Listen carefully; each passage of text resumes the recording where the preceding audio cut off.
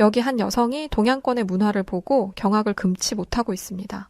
사색이 되어서 격양된 목소리를 감추지 못하고 있는 그녀. 대체 무엇이 그녀를 격분하게 만든 것일까요? 그녀가 미개하다고 생각한 동양의 문화는 무엇이며 이후 그녀는 한국에 대해 어떤 생각을 가지게 되었을까요? 안녕하세요. 저는 스페인의 한 작은 시골 도시인 론다라는 곳에서 온 글로리아라고 합니다.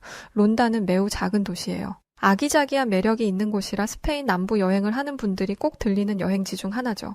워낙 아름다운 마을인지라 사람들의 입소문을 탔지만 그곳에서 태어나고 자란 사람인 제 입장에서 론다는 조금 답답한 곳이기도 해요. 그래서 대학을 수도인 마드리드로 갔었죠. 대학을 졸업하면 당연히 그곳에서 직장 생활을 할 수 있을 거라 생각했습니다. 그런데 집안 대대로 내려오는 유명한 식당을 물려받아야 한다는 이유로 부모님과의 갈등 끝에 론다의 자리를 잡게 되었어요. 대신 꽤 긴 시간 동안 여행을 할 수 있는 기회를 얻게 되었죠. 평생 론다라는 작은 곳에서 살았으니 넓은 세상을 보고 오라는 부모님의 배려였습니다. 어렸을 때부터 친했던 친구들과 여행을 가기로 한 저는 평소에 관심이 많았던 동양권으로 여행을 가기로 결정했어요. 유럽은 언제든지 편안하게 다닐 수 있었고 저희에게 익숙한 서양 문화보다는 아는 것이 많이 없는 동양 문화가 좀 더 흥미로웠거든요. 알아보니 한국, 일본, 중국으로 여행지가 추려졌고 저희는 이 세 나라 중 어디를 가야 할지 결정하기 위해 여러 가지 자료를 찾아보았습니다. 처음에는 일본을 첫 번째 선택지로 염두에 두었어요. 저희 가족이 운영하는 식당에는 여행객들이 많이 오는데 제 기억으로는 일본인들이 가장 친절했거든요. 조용조용하고 남들에게 피해를 끼치지 않는 모습을 보며 좋은 이미지를 가지고 있었습니다. 그런데 제 친구 중 한 명은 중국을 우선순위로 두고 있더라고요. 중국은 땅도 넓고 인구도 많으니 다른 나라보다 다양한 문화가 있을 것이고 역사도 깊을 것이라는 이유였죠. 한국은 저희의 우선순위가 아니었습니다. 저희는 동양의 오리엔탈적인 신비함을 기대하고 있었는데 한국은 아니었거든요. 솔직히 인터넷에 한국을 검색한 뒤에 본 이미지는 실망스러웠습니다. 동양에 대한 환상이 싹 사라지는 사진들이었어요. 고층 빌딩, 높이 솟은 아파트들, 건물들도 다 똑같이 생긴 게 아름다워 보이지 않았습니다. 아기자기한 풍경 덕분에 매년 수많은 여행객들이 찾는 론다에서 나고 자랐기 때문에 이 부분도 굉장히 중요했거든요. 저와 친구들은 의논 끝에 일본을 가기로 결정했습니다. 저뿐만 아니라 다른 친구들도 일본인에 대한 나쁘지 않은 기억을 가지고 있었더라고요. 본격적으로 여행을 준비하기 전에 고등학교 동창들을 만나는 자리를 가지게 되었어요.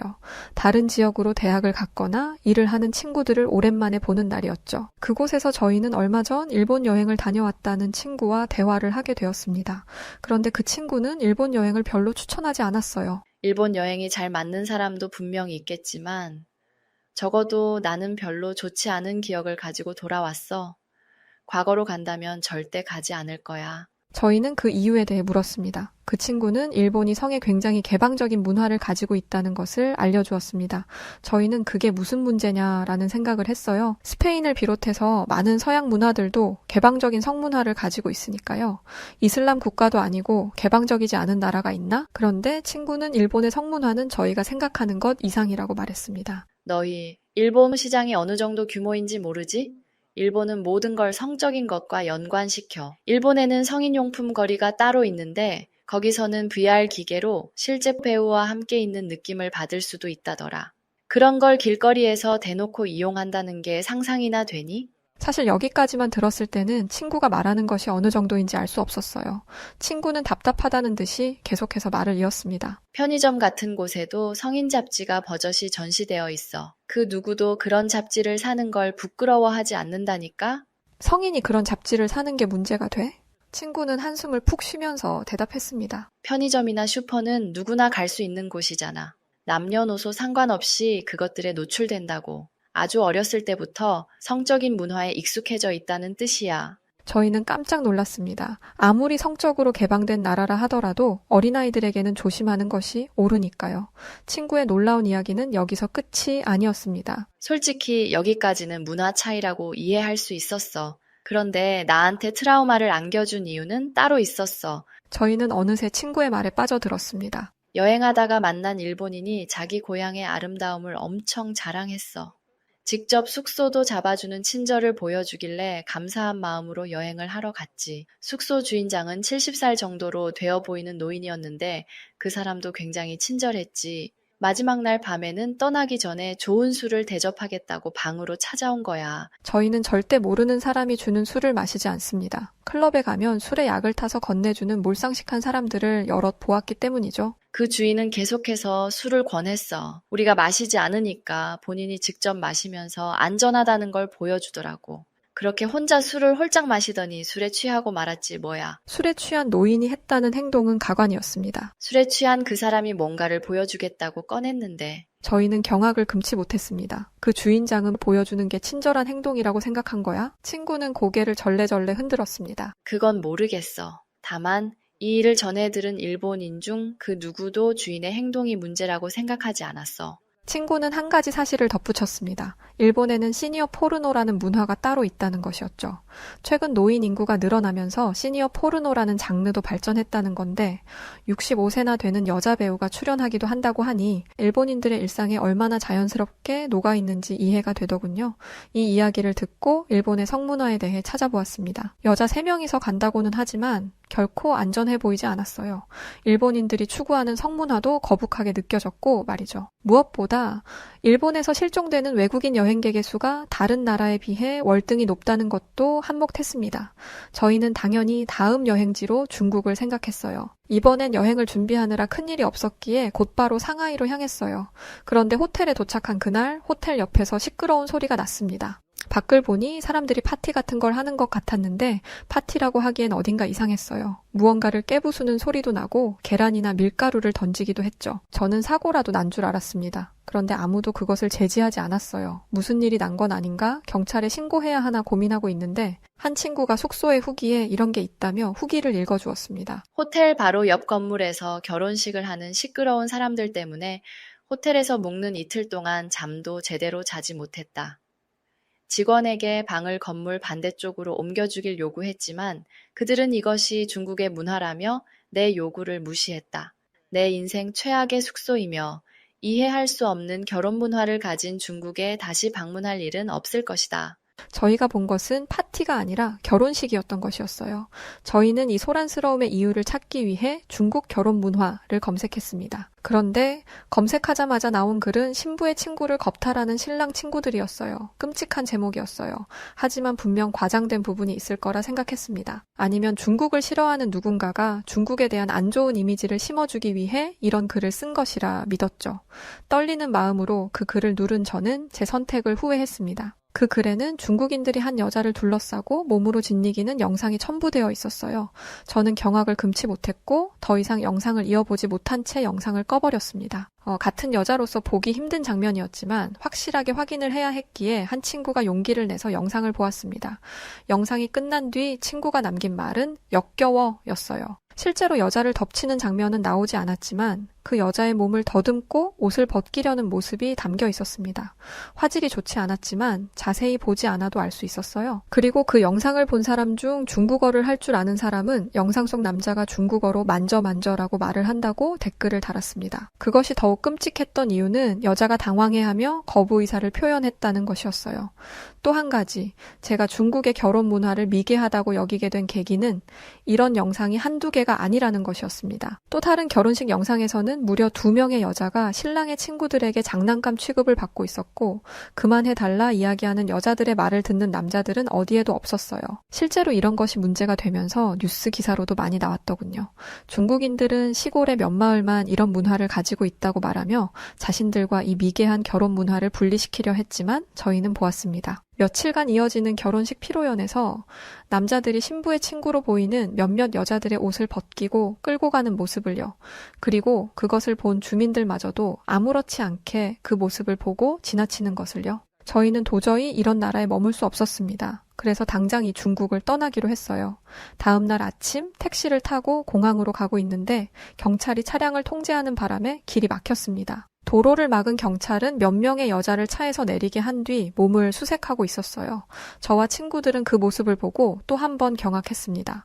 저는 테러주의 국가에 가서도 그런 수색을 당해본 적이 없어요. 본 적도 없었습니다. 여자의 옷 안에 손을 넣고 다리 사이까지 훑으며 만지는 행동을 했다간 감옥에 갈 테니까요. 만약 그 여자가 흉기를 가지고 있을 것을 확인하기 위해 몸수색을 하는 것이라면 거리를 두어야 합니다. 사람이 가까이 올수록 공격하기 쉬워진다는 건 어린아이들도 아는 사실입니다. 사실이니까요. 결국 그 경찰이 하던 몸수색은 그저 여자의 몸을 탐하기 위한 더러운 손길이었습니다. 시골의 소수들만 그런 행동을 한다고 주장하던 사람에게 묻고 싶었습니다. 대체 내가 본 것은 무엇이냐고요? 공항에서 저희는 고민에 빠졌습니다. 다시 스페인으로 돌아갈 것인지 아니면 다른 나라로 갈 것인지 결정해야 했기 때문이죠. 저희는 한국의 항공사 앞에서 한참을 서성였어요. 한국에 갈 생각은 없었지만요. 그때 항공사 직원이 저희에게 다가와서 체크인을 할 것인지 물어보았습니다. 저희는 티켓을 구매하지 않았다고 이야기했는데 저희가 스페인 여권을 가지고 있는 것을 본 직원은 반갑게 스페인어로 인사를 건넸습니다. 먼 곳에서 고국의 말을 들으니 위로받는 느낌도 들고 마음이 조금 풀리더라고요. 저희는 그 직원과 대화를 하며 저희가 티켓을 예매하지 못한 것과 무슨 이유로 중국을 떠나게 된 건지 들려줬어요. 직원은 저희의 일이 마치 자신의 일인 양 안타까워하며 한국 여행을 추천해 주었습니다. 저희는 어색하게 웃으며 직원의 말을 거절했어요. 한국은 저희의 선택지에 없었다고요. 그러자 직원은 한국처럼 안전하게 여행할 수 있는 나라는 없어요. 중학생 아이들도 새벽에 돌아다닐 수 있는 나라는 세계에서 딱 한 곳, 한국일 거예요. 솔깃했습니다. 그 직원이 굳이 저희에게 거짓말할 이유는 없으니까요. 직원은 못 믿어워하는 저희에게 자신의 명함을 건네기까지 했습니다. 저를 믿어보세요. 무슨 일이 생긴다면 제 번호로 연락하셔도 좋습니다. 저희는 고민한 끝에 한국행을 결정했어요. 비행기에서부터 한국은 남달랐습니다. 승무원들은 모두 흠잡을 데 없이 깔끔했고 승객에 대한 책임감도 남달라 보였어요. 한국에 도착하고 나서도 놀라움의 연속이었습니다. 대체 이 나라는 어떻게 된 게 눈이 닿는 모든 곳이 깨끗할 수 있는 거죠? 입국장으로 가는 곳에는 레일이 깔려 있어서 걷지 않아도 됐고 패브릭으로 된 바닥에는 먼지 한 톨 없어 보였고 얼룩도 없었습니다. 청소의 신이 있다면 그건 한국인일 것이라는 이야기까지 나올 정도였죠. 한국에 도착하자마자 했던 가장 큰 걱정은 숙소였습니다. 일본과 중국 모두 숙소에서 안 좋은 일을 겪었기 때문이었고 급하게 온 탓에 한국에 도착한 후에 급하게 숙소를 잡았거든요. 안전하게 호텔 같은 곳에서 묵으면 좋았겠지만 중국에서 예약해뒀던 것들을 전부 취소하면서 수수료가 너무 많이 나간 탓에 좋은 숙소를 잡는 건 어려웠어요. 그래도 숙소까지 찾아가는 건 쉬웠습니다. 공항에서 서울로 가는 지하철이 너무 잘 되어 있었고 대중교통 또한 청결하게 관리되어 있었습니다. 지하철 앞에 스크린 도어라는 것이 있어서 사고가 나는 불상사를 막는 것도 너무나 기발한 아이디어라고 생각했습니다. 게다가 이런 게 공항뿐만 아닌 모든 지하철역에 설치되어 있다고 하더라고요. 스크린 도어와 지하철역 주변의 맛집, 버스 정보 등을 알려주는 기계까지. 저희는 한국이 스페인보다 기술적으로 훨씬 발달한 나라라는 것을 한국에 도착한 지 얼마 되지 않아 깨달을 수 있었습니다. 이후 숙소를 도착한 후에도 감탄을 금치 못했어요. 너무나 깨끗했고 직원도 친절했거든요. 저희가 상상한 숙소는 이런 곳이 아니었습니다. 중국에서 잡은 숙소의 반도 안 되는 가격이었는데 서비스는 이렇게까지 차이가 나다니 저희는 정말 오랜만에 안락한 곳에서 조용하게 잠을 청할 수 있었습니다. 낮잠을 늘어지게 자고 나니 밤이 늦은 시간이더라고요. 10시가 다 된 시간을 보고 저희는 막연자시라고 말았습니다. 스페인을 비롯해서 제가 지금까지 여행하러 다녔던 많은 나라들이 7시에서 8시가 되면 문을 닫았거든요. 저희는 먹을 것을 사온 것도 아니고 숙소에서 룸서비스는 제공하지 않았기 때문에 저희는 꼼짝없이 다음 날까지 굶을 거라고 생각했어요. 꼬르륵거리는 배를 부여잡고 창밖을 보는데 숙소가 있는 곳에서 골목을 빠져나가면 보이는 거리에 불이 환하게 켜져 있는 것이 보였습니다. 저희는 저곳이 무엇인지를 한참 생각했어요. 나가볼까? 친구들은 고민하는 듯 했습니다. 항공사 직원이 안전하다고 이야기하기는 했지만 저희가 직접 한국의 치안을 경험해 본 건 아니니까요. 그런데 그때 한 친구가 창밖을 보며 소리쳤습니다. 얘들아, 저것 좀 봐봐. 아이들이야. 아이들. 친구의 시선을 따라간 곳에는 교복으로 보이는 옷을 입고 있는 학생들 몇 명이 지나가고 있었습니다. 아무렇지 않게 어두운 골목을 지나 번화가로 향하는 학생들을 본 저희는 용기를 내서 밖으로 향했어요. 숙소를 나왔을 때는 어두운 골목에 조금 두렵기도 했지만 얼마 지나지 않아 밝은 번화가에 도착할 수 있었습니다. 저희는 눈앞에 펼쳐진 광경에 입을 떡 벌리고 넋을 놓고 말았어요. 10시 반이라는 시간이 믿기지 않을 정도로 많은 사람들이 활발하게 다녔고 분명 문을 닫을 거라 생각했던 가게들은 여전히 환하게 불을 켜놓고 영업 중이었습니다.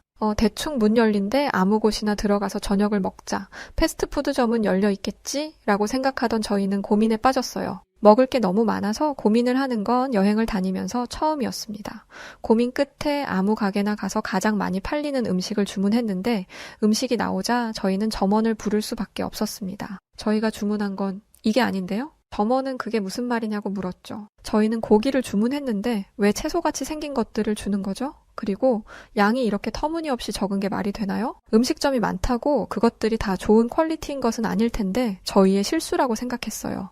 아무리 배가 고프고 주변 환경에 정신이 없더라도 잘 알아보고 갔어야 했다고 자책하고 있었습니다. 직원은 답답한지 저희에게 무언가를 얘기했지만 언어가 달라서 제대로 된 소통이 이루어지지는 못했어요. 저희는 직원이 변명하는 거라고 생각했습니다. 이 정도로 항의를 했으면 내놓은 음식을 다시 가져가고 제대로 된 음식을 내어놓을 법한데 끝까지 그러지 않더라고요. 아주 뻔뻔한 사람이라고 생각했어요. 저희가 외국인이라 이런 식으로 사기를 치는 거라고 생각했죠. 그런데 그때 저희와 실랑이를 하던 직원의 뒤에서 다른 직원이 나타났습니다.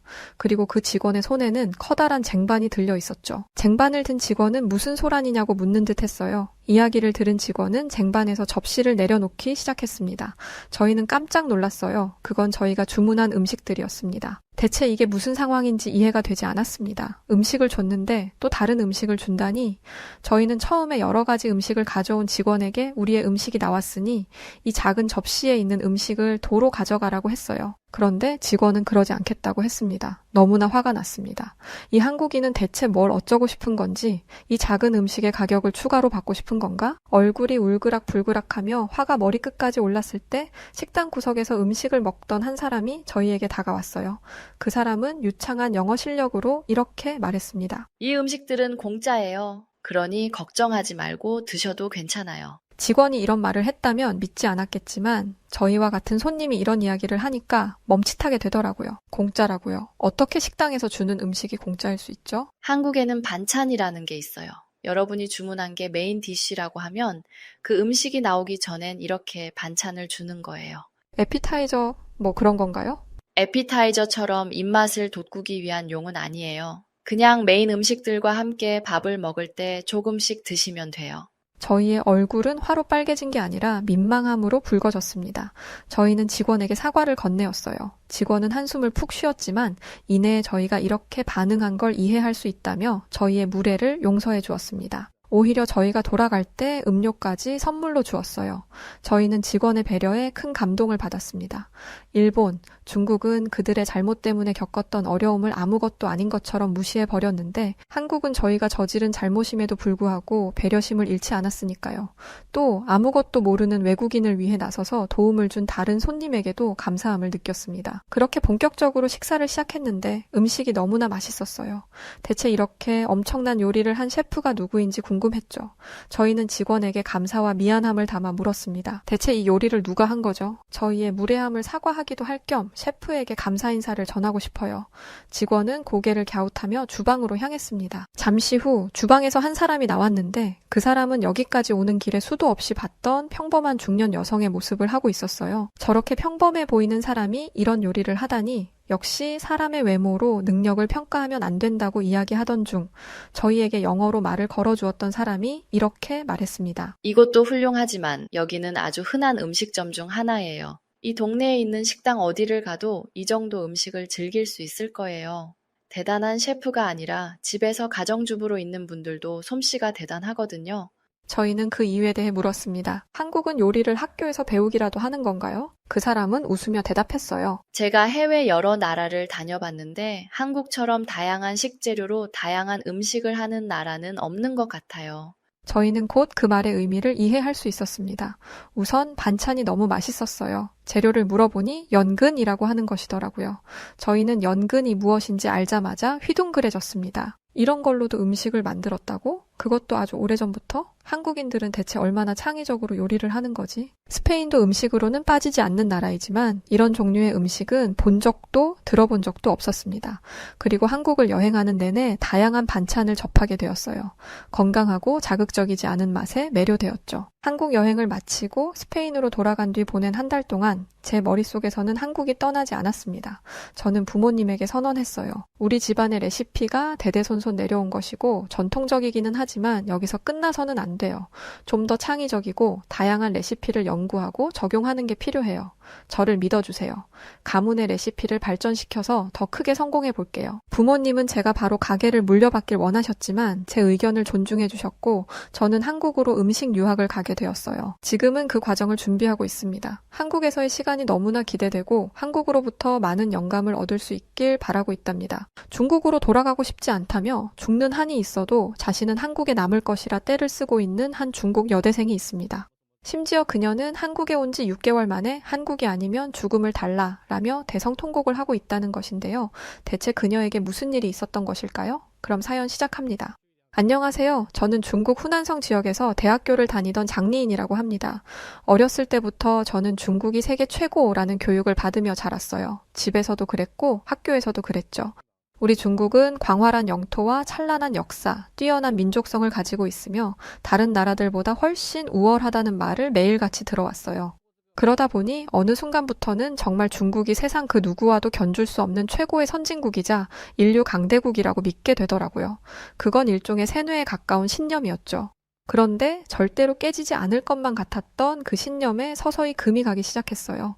중국의 한류 열풍이 불어오며 젊은 세대들이 한국의 문화에 열광하기 시작한 것이죠. 중국에서 요즘 젊은이들은 VPN을 사용해서 구글을 이용하는 층들이 많아져서 이미 중국 깊이 한국의 문화는 이미 파고 들어왔었습니다. 한국의 음악, 한국의 드라마, 한국의 패션, 한국의 음식들을 접하며 중국의 젊은 사람들은 진짜 선진 문화가 무엇인지 알게 되었고 그동안 중국 정부가 주입하고 만들어 온 최고의 중국이라는 허상에서 벗어나고자 했어요.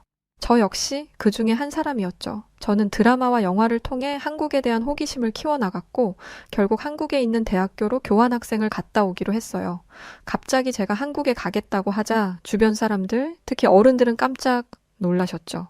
해외로 공부를 하러 갈 거면 뭔가 조금 더 그럴듯한 곳으로 가야지. 왜 하필 그런 쥐뿔도 없는 나라로 가려고 하는 거니? 게다가 중국 출신인 네가 한참 아래인 한국으로 뭘 배우러 간다는 건 이치에 맞지도 않아. 예전에 한국은 우리 중국을 대국으로 모시던 작은 나라인데 거기로 무슨 공부를 하러 간다고 하는 거니? 넌 창피하지도 않니? 그렇게 말하며 어른들은 제 결정을 한심하게 여기셨어요. 중국에는 이미 다 지나가 버린 중국의 옛 영광에 매몰되어 살아가는 어른들이 많은데 그분들이 보시기에 세계 최고인 중국을 버리고 한국에 가겠다는 제 결정은 참으로 어리석은 것이었죠. 하지만 제가 보기에는 중국 어른들이 시대에 뒤떨어진 것 같아 보였어요. 세상 사람들은 이미 한국의 매력에 눈을 뜨고 찬사를 보내기 시작했는데 중국 어른들은 그 뻔한 사실조차 제대로 보지 못하고 있었죠. 저희 집안 어른들은 그저 억지 논리로 한국을 무시할 뿐이었고 얼마 지나지 않아 저는 그런 생트집들을 모조리 뿌리치고 한국 유학길에 올랐답니다. 그렇게 자신만만하게 집을 박차고 나왔지만 내심 불안한 것도 사실이었어요. 어른들의 반대를 뚫고 제 의지로 강행한 한국행이었으니까요. 생각보다 한국이 별로이면 어쩌지? 어른들 말처럼 한국이 중국보다 한참 뒤처지는 나라라서 유학 간 보람이 없는 일은 아니겠지? 한참 그런 걱정을 하고 있을 때 마침내 비행기가 인천공항에 도착했답니다. 저는 잔뜩 긴장한 채 두리번거리며 입국 심사장을 향해 걷기 시작했죠. 그리고 잠시 후 한국의 우월한 첨단 기술들이 제 마음을 완전히 사로잡아 버렸어요. 한국 공항의 입국 심사장에는 사람들의 신원을 빠르고 정확하게 확인해주는 최첨단 장비들이 설치되어 있었는데 그 때문인지 이곳은 공항이라기보다는 꼭 SF 영화에 나오는 우주 정거장 같다는 느낌이 들었습니다. 게다가 입국 심사 과정 또한 비현실적으로 빨랐고 공항 내부에는 글로벌 기업이 만든 고가의 로봇 청소기들이 수시로 돌아다니며 청소를 하고 있었어요. 뿐만 아니라 공항 여기저기에 항공권 무인 발급기가 다량으로 설치되어 있었는데 한국 사람들은 이 기계를 사용하는 것이 편안하고 익숙해 보이더라고요. 종합해보자면 이런 최첨단 기술들이 한국인들의 생활에 실제로 녹아들어 있다는 것인데 그것은 한국인들의 생활 수준이 굉장히 높다는 것을 의미하는 것이어서 저는 여기는 중국과 완전히 다른 세상이구나 하는 느낌을 받았답니다. 중국도 과학기술 발전을 위해 많은 노력을 기울이고 있고 실제로 최근 들어 해외에서 투자도 받고 의미 있는 결과물을 내고 있는 것이 사실이지만 그래도 중국인들이 일상생활에서 기술의 발전을 피부로 느낄 수 있는 일은 많이 없거든요. 중국 공항에서는 아직도 입국 심사나 항공권 발권을 대부분 사람이 맡아서 하고 공항의 청소도 전적으로 사람이 담당하는데 한국은 중국과 차원이 다르게 발전하고 있다는 것이 느껴져서 신선한 충격을 받게 되었죠. 그때 한국은 예전부터 중국을 모시던 한참 아래 국가야 하고 한국을 무시하는 발언을 했던 중국 어른이 떠오르더군요. 그 어른이 지금 한국 공항을 본다면 어떤 말씀을 하실까요? 아마 세상이 무너지는 기분이 들어서 아무 말씀도 못 하시겠죠? 저는 그런 생각을 하며 앞으로 제가 생활하게 될 한국 대학교의 기숙사로 향하기 시작했습니다. 나중에 나는 나이가 많이 들어도 그런 꽉 막힌 어른이 되지 말아야지 하고 다짐하며 말이죠. 잠시 후 한국 기숙사에 도착한 저는 2인실을 배정받았고 본격적으로 기숙사를 둘러보기 시작했는데 하나부터 열까지 정말 이곳의 모든 것이 다 마음에 들었어요. 우선 한국 기숙사는 내부가 호텔 수준으로 굉장히 청결하더라고요. 알고 보니 기숙사 자체에서 해충 방역 업체와 계약을 해서 정기적으로 소독을 하고 있음은 물론 창문에도 일반 방충망이 아닌 미세 방충망을 설치하여 아주 작은 벌레까지도 기숙사에 유입되는 것을 방지하고 있다고 하더라고요. 그리고 기숙사 현관과 로비, 각 층의 엘리베이터 앞에는 어김없이 손소독제가 비치되어 있었는데 이런 센스 있는 환경 조성 덕분에 학생들이 보다 위생적으로 생활할 수 있는 것 같았어요. 게다가 기숙사 내부에는 저렴한 가격으로 이용할 수 있는 코인 세탁실도 있었는데 이 안에는 글로벌 기업에서 만든 고가의 세탁기와 건조기, 스타일러까지 구비되어 있어서 학생들이 편하게 의류와 침구를 관리할 수 있게 되어 있었어요. 여기까지만 해도 이미 훌륭한데 이 코인 세탁실의 진짜 매력은 따로 있었답니다. 바로 이 세탁실 한켠에 작은 테이블과 커피 머신이 있어서 세탁이 다 될 때까지 이곳을 카페로 이용할 수 있다는 것이었죠. 한국인들은 시간을 허투루 낭비하는 것을 싫어하고 효율적으로 움직이는 것을 좋아한다더니 이 세탁실이 딱 한국인들의 그런 점을 보여주는 것 같았습니다. 마지막으로 기숙사 방 안에는 시스템 에어컨이 설치되어 있었는데 이 역시 고가의 브랜드 제품이어서 저는 한국이 이렇게 돈이 많은 나라였나 하고 깜짝 놀랐답니다.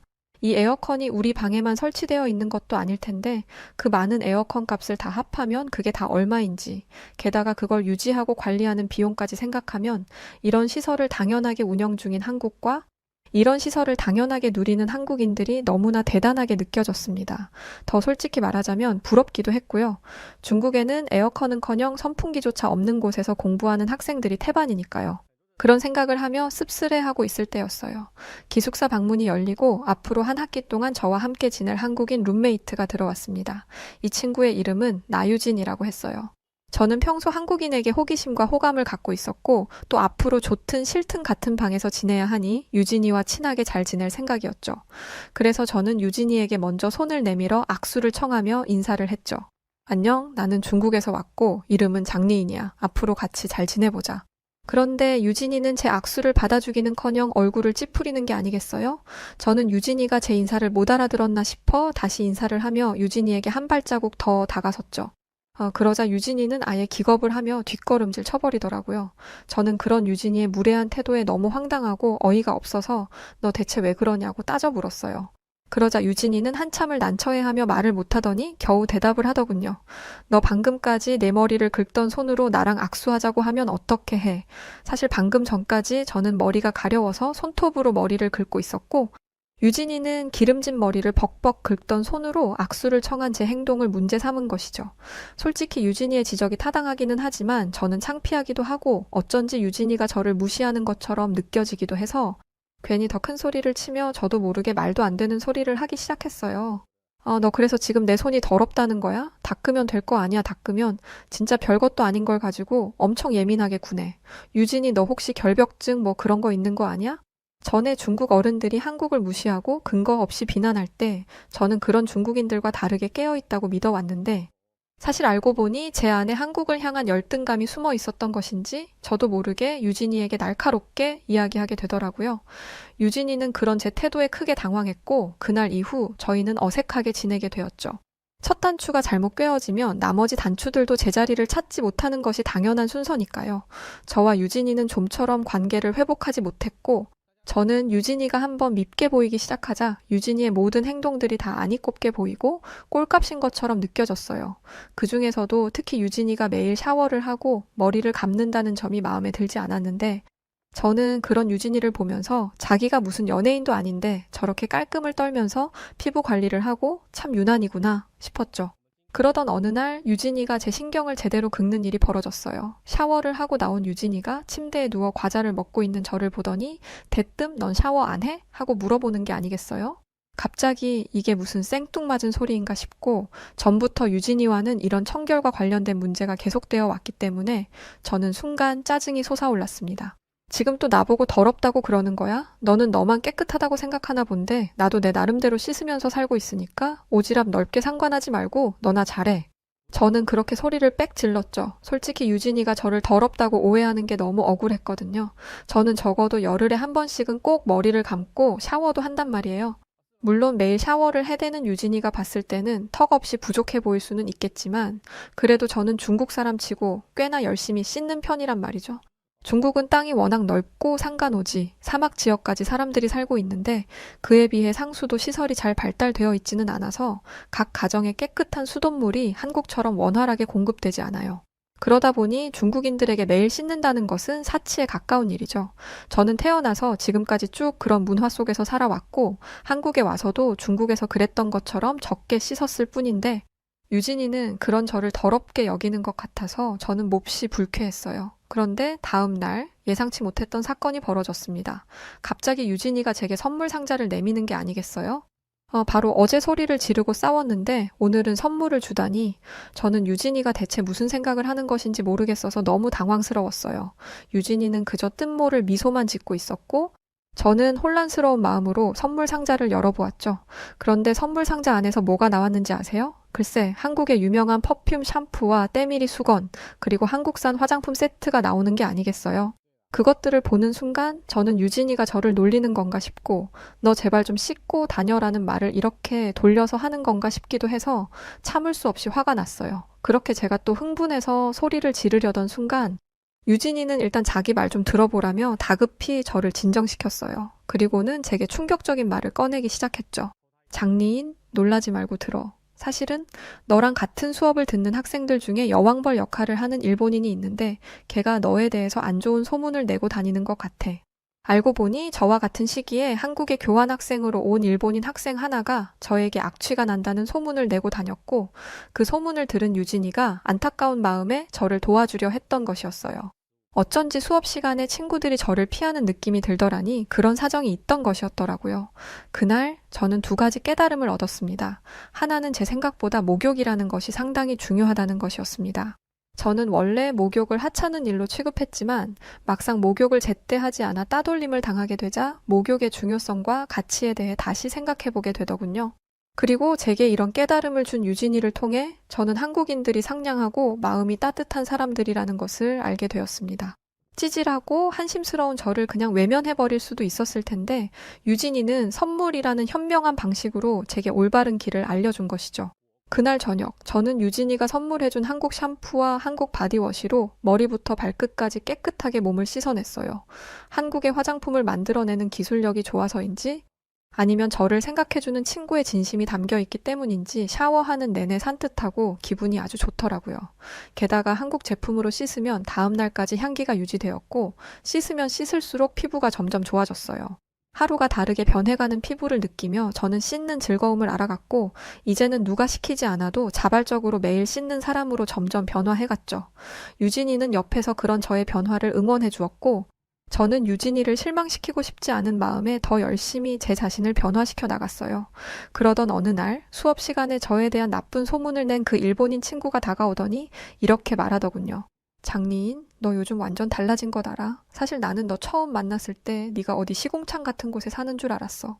너한테 하도 끔찍한 냄새가 나서 말이야. 그런데 요새는 안 그래. 너한테 나던 악취가 완전 싹 사라진 거 있지? 대체 무슨 마법을 부린 거야? 저는 그 일본인 친구를 향해 가볍게 웃어주고는 마법같이 거창한 건 필요 없다고 난 그냥 멋진 한국 친구를 한 명 사귀었을 뿐이라고 답했죠. 그러면서 너 같이 못된 계집애는 절대로 사귈 수 없는 그런 친구라고 덧붙였어요. 그러자 그 일본 친구는 약이 올라서 죽으려고 하더라고요. 그러거나 말거나 저는 유진이와 점심 약속을 해놨기 때문에 얼른 자리에서 일어나 약속 장소로 향하기 시작했습니다. 유진이와 점심을 먹기로 한 곳은 학교 근처 패스트푸드점이었는데 이 매장은 주문을 키오스크로 받더라고요. 그런데 생각해보니 요즘 한국은 대부분의 가게에 키오스크를 도입하고 있는 것 같아요. 아니, 여기에서 더 나아가 아예 키오스크만으로 운영되는 무인 매장들이 점점 늘어나는 추세죠. 무인 매장을 도입했을 때 기업 입장에서는 인건비를 줄일 수 있고 소비자 입장에서는 저렴한 가격으로 물건을 살 수 있으니까요. 현재 한국에는 길거리마다 무인 아이스크림 가게, 무인 편의점들이 들어서 있고 이것들은 이제 한국인들에게 일상이 되었다고 해도 과언이 아니랍니다. 그런데 한국인에게는 너무나 당연하게 느껴지는 일이 다른 누군가에게는 그렇지 않을 수도 있으니 중국이 바로 그런 케이스예요. 한때 중국에도 무인 가게 열풍이 불었던 때가 있었죠. 하지만 얼마 못 가 중국의 무인 가게들은 모조리 철수해야 했답니다. 왜냐하면 밤이면 밤마다 노숙자들이 무인 가게에 들어와 죽치고 앉아 나가지를 않았거든요. 그러다 보니 무인 가게의 장점 중 하나인 야간 운영이 제대로 되지 않았고 결국 가게의 수입에 큰 타격을 입게 되었죠. 그렇다고 낮에는 장사가 잘 되느냐? 그것도 아니었어요. 낮에 무인 가게는 불량배들의 천국이 되었거든요. 게다가 일반 손님들도 무인 가게에서 함부로 물건을 훔쳐가거나 가게의 가정집 쓰레기를 버리고 도망가는 어처구니 없는 일이 벌어지기도 해서 결국 무인 가게들은 중국에서 모두 장사를 접고 말았답니다. 중국에서 평화롭게 무인 가게를 운영하는 것은 헛된 꿈에 불과하다는 것을 너무 늦게 깨달은 것이죠.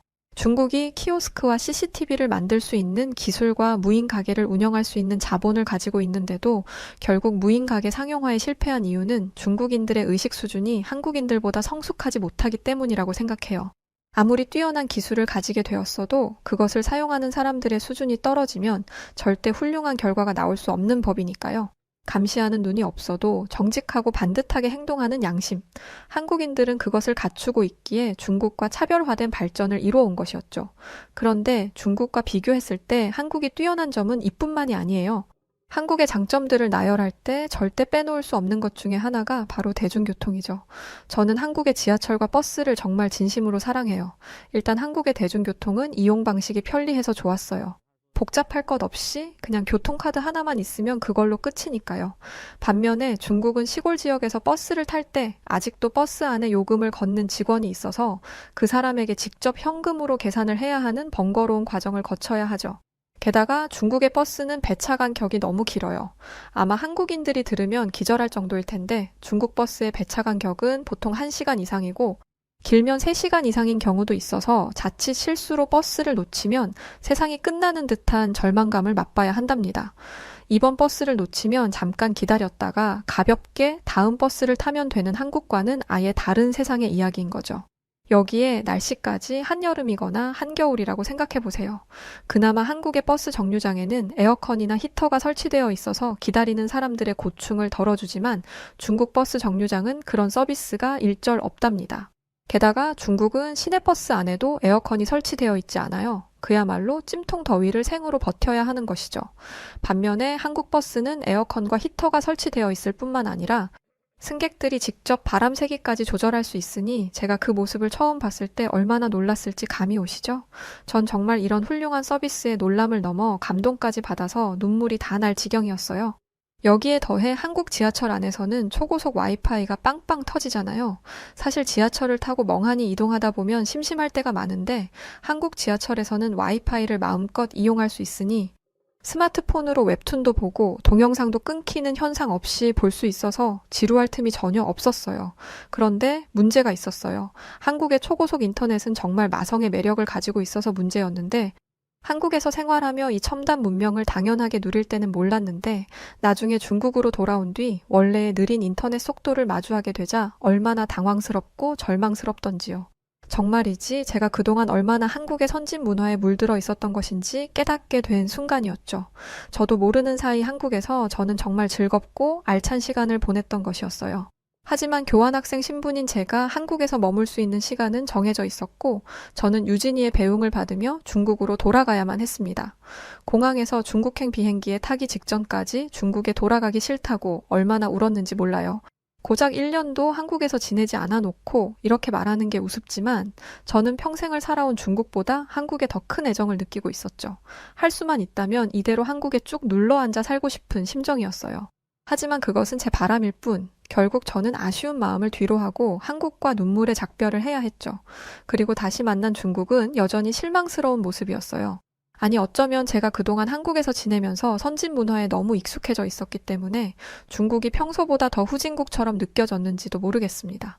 중국 공항을 빠져나온 뒤 저는 한국에서 그랬던 것처럼 주변을 경계하지 않고 걸어가고 있었어요. 그런데 어느새 정신을 차려보니 제 지갑이 사라져 있더군요. 잠시 경계를 푼 것뿐이었는데 그 사이 소매치기를 당한 것이었죠. 그때 저는 내가 중국에 돌아왔구나 하는 실감이 났어요. 그러면서 여기서는 한국에서 유진이와 그랬던 것처럼 편안하게 저녁에 산책을 하거나 이어폰을 귀에 꽂은 채 밤에 조깅을 하는 일은 못하겠구나 하는 씁쓸한 생각을 하게 되었죠. 여기는 더 이상 안전한 한국이 아니었으니까요. 그날 저녁 집에 도착해서 우선 샤워를 하려고 하자 가족들이 깜짝 놀라더라고요. 깨끗한 것 같은데 무슨 샤워를 하냐면서 말이죠. 그런 가족들의 반응을 본 저는 갑자기 너무 답답해졌고 한국과 한국에 두고 온 유진이가 너무 그리웠어요. 한국에 가서 훌륭한 문화를 배운 뒤로 이미 나는 전과 다른 사람이 되어버렸는데 이제 와서 다시 전과 같은 후진국 생활을 하라고 하니 너무 힘들고 외로운 기분이었어요. 결국 저는 울음을 터뜨렸고 왜 그러냐며 절 걱정하는 가족들을 다 무시한 채 제 방으로 들어와 버렸어요. 그날 밤 침대에 누워 저는 한국에서 지내던 꿈 같던 시간들을 떠올려 보았어요. 한국은 위생 개념도 철저했고 모든 일 처리 과정이 신속하고 정확했죠. 작게는 음식 배달부터 택배, 우편, 대학교 학적 처리, 공항 업무까지 모든 시스템이 빠르게 착착 돌아갔어요. 저는 그런 한국 특유의 스마트한 분위기와 문화가 너무 좋았죠. 그건 우리 중국은 물론 다른 어떤 나라도 흉내낼 수 없는 한국만의 강점인 것 같아요. 유진이와 기숙사에 살 때 배달 어플로 야식을 시키면 30분도 안 돼서 음식이 짠하고 도착했었거든요. 세상에 어떤 나라가 배달을 시키면 30분도 안 돼서 받을 수 있겠어요. 분명 몇 시간 전까지만 해도 그렇게 세상에서 제일 편리한 나라에서 살고 있었는데 지금은 그렇지 않다는 사실이 저를 정말 우울하게 만들었죠. 그리고 저는 한국의 대학교에서 공부하면서 한국에 대한 충격적인 사실 하나를 알게 되었는데 그건 바로 한국이 원래 잘 살던 나라가 아니었다는 것이었어요. 한국은 약 30년 전에 IMF라는 거대한 위기를 겪으며 나라 전체가 크게 휘청인 적이 있다고 하더군요. 당시 외신들은 한국이 이 위기를 넘기지 못하고 세계 최빈국으로 나앉게 되고 말 것이라 강하게 예측했다고 하죠. 하지만 한국은 모두의 예상을 뚫고 무너진 하늘 아래에서 기어코 솟아날 구멍을 찾아내고 말았어요. 그건 바로 반도체였죠. IMF가 터지기 전까지만 해도 한국의 경제는 2차 산업이 핵심이었지만 IMF가 터진 후 한국은 기존의 핵심 산업들을 과감하게 버리고 3차 산업 시장으로 뛰어드는 도전을 했다고 해요. 그리고 그 결과는 모두가 알다시피 대성공이었죠. 한국의 이런 대역전 성공 신화가 놀라운 이유는 먼저 아무런 희망이 보이지 않는 상황에서 가능성 하나만을 보고 뛰어든 한국인들의 도전 정신이 너무 멋지기 때문이고 또 그 도전을 실제 성공으로 실현해낸 한국인들의 저력이 대단하고 또 대단하기 때문이에요. 한국의 대기업들은 최첨단 기술력으로 세계의 선두에 섰을 뿐만 아니라 시장을 완전 장악하고 있죠. 예전에는 분명 미국이나 유럽이 더 뛰어난 제품을 만들어내던 영역들인 TV, 화장품, 영화 미디어 산업까지도 이제는 한국이 전혀 밀리지 않아요. 오히려 소비자들은 메이드 인 코리아에 더 열광하고 있고 전 세계인들이 한국의 문화에 빠져들면서 한국의 위상은 그 어느 때와 비교할 수 없게 드높아졌어요. 하지만 중국은 어떤가요? 중국은 스스로를 가리켜 대국이자 세계 최고라고 하며 말하죠. 하지만 중국만 모르는 것 같아요. 최근 미국의 강력한 대선 후보인 트럼프 대통령이 한국이 핵무기를 소유할 수 있도록 하겠다라는 말에 중국에서는 한국은 핵무기를 만들 기술력 자체가 없는 나라라며 깎아내리기 바쁘죠. 그런데 사실 다 알잖아요. 이미 세계가 다 알죠. 한국은 이미 아주 오래전부터 세계에서 가장 강력한 핵무기 제작 기술을 보유하고 있다는 사실 말이죠. 물론 중국이 실제로 엄청난 힘을 가진 국가임은 분명해요. 그런데 왜 국제 무대에서는 한국만큼 능력을 발휘하지 못하고 사랑받지도 못하는 걸까요? 한국인들에게는 있고 중국인들에게는 없는 것이 무엇인지 저는 오랫동안 고민해 보았어요. 그리고 예전 한국에서 유진이가 가르쳐 준 것에서 그 답을 찾았답니다. 전에 매일매일 샤워를 하는 유진이를 보면서 저는 유난이라고 생각했었죠. 그런데 유진이가 그렇게까지 유난을 떨었던 것은 사실 저를 배려하기 위해서였어요. 같은 방을 쓰는 제게 혹시라도 나쁜 냄새가 풍기지 않도록 귀찮더라도 매일 샤워를 하며 청결을 유지했던 거였죠. 그런 줄도 모르고 저는 한국인들은 웃기지도 않게 깔끔을 떤다고 비웃었던 거였고요. 이것은 어쩌면 아주 작은 차이에 불과하지만 이런 사소함이 모여서 시민의식을 만들고 국민성을 만들고 한 국가를 선진국으로도 후진국으로도 만드는 거겠죠. 다행히 저는 훌륭한 한국인 룸메이트를 만난 덕에 앞으로 어떤 지향점을 가지고 살아가야 하는지 분명하게 알게 되었고 고민은 길지 않았습니다. 다음 날 아침 저는 부모님께 학교를 졸업한 뒤 한국에 취직하고 싶다는 의사를 밝혔어요. 한국에 가서 한국 사람들에게 더 많은 것들을 배우고 싶었거든요. 부모님은 당연히 속상해 하셨죠. 방금 귀국한 딸이 또 한국으로 떠나겠다고 했으니까요. 그래서 이번에는 함께 한국에 여행을 다녀오기로 했어요. 부모님들도 한국을 직접 보시면 사랑에 빠지지 않을 수 없을 테니까요. 그렇게 저희 가족은 단체 한국 여행을 결정했고 몇 개월 뒤 저는 인천공항을 보고 두 눈을 휘둥그렇게 뜬 부모님의 얼굴을 보게 되었답니다. 부모님은 대체 이 신세계는 어디냐며 입을 다물지 못하셨죠. 게다가 부모님은 인천공항의 직원들이 하나같이 모두 늘씬하게 키가 크고 예쁘다는 것에도 충격을 받으셨어요. 반짝거리는 피부에 원어민 수준으로 구사하는 영어 실력, 능숙하고 신속한 업무 처리까지 해내는 인천공항의 유능한 직원들을 보며 제 부모님은 감탄에 감탄을 거듭하셨죠. 혹시 한국이 국가 홍보를 위해 저런 예쁘고 똑똑한 아가씨들을 일부러 공항에 데려다 놓은 것은 아니냐며 의심할 정도였어요. 저는 한국의 젊은 아가씨들은 대부분 예쁘고 똑똑하다고, 한국 젊은이들의 평균 미모와 지적 수준이 대단히 높으니 겨우 이 정도에 놀라면 안 된다고 했죠. 이어서 저는 서울에서 제일 유명한 관광지 중 하나인 강남으로 갔어요. 부모님은 강남대로를 빼곡하게 채운 고가의 외제차들과 하늘 높은 줄 모르고 아찔하게 솟아오른 고층 빌딩들을 보며 새삼 놀라신 것 같았어요. 그럴만도 한 게 저희 가족이 사는 후난성은 상대적으로 시골이라 이런 대도시의 풍경을 잘 볼 수 없거든요. 서울은 세계에서 10손가락 안에 꼽히는 대도시이니 시골 출신인 저희 부모님께서 바로 감당하시기에는 벅찰만 하죠. 그래서였을까요? 원래는 중국에 대한 자부심이 대단한 저희 부모님이 갑자기 충격적인 말을 꺼내셨어요. 장리인, 너 한국에서 살고 싶다고 했지? 엄마 아빠는 허락하마. 여기서 열심히 일해서 얼른 자리 잡고 그 다음에 엄마 아빠 데리러 오거라. 우리도 여기서 살고 싶구나. 농담과 진담이 반쯤 섞인 부모님의 말을 들으며 저는 한참을 웃었죠. 우선 한국에 사는 것을 허락받은 게 너무 기뻤고 앞으로 한국에서 펼쳐갈 제 미래가 기대되고 설렜거든요. 물론 우선은 중국으로 돌아가서 학교도 졸업해야 하고 한국 회사에 취업하려면 한국어 공부도 열심히 해야 하고 갈 길이 멀었지만 그래도 한국에 제 미래가 약속되어 있다는 사실 하나만으로도 저는 너무 행복해요.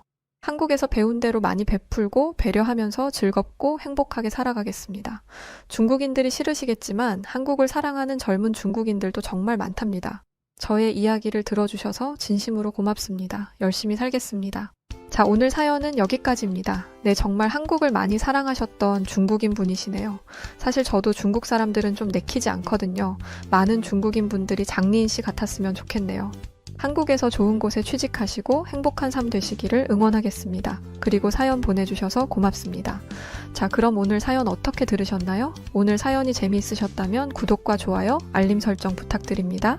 그리고 지금까지 저는 사연을 읽어드렸던 여우튜브 나레이션 송은지였고요. 더 재밌고 알찬 내용으로 다시 찾아뵙겠습니다. 영상 끝까지 시청해주신 분들 모두 고맙습니다. 그리고 우리 구독자 여러분들 사랑합니다. 당신만의 유튜브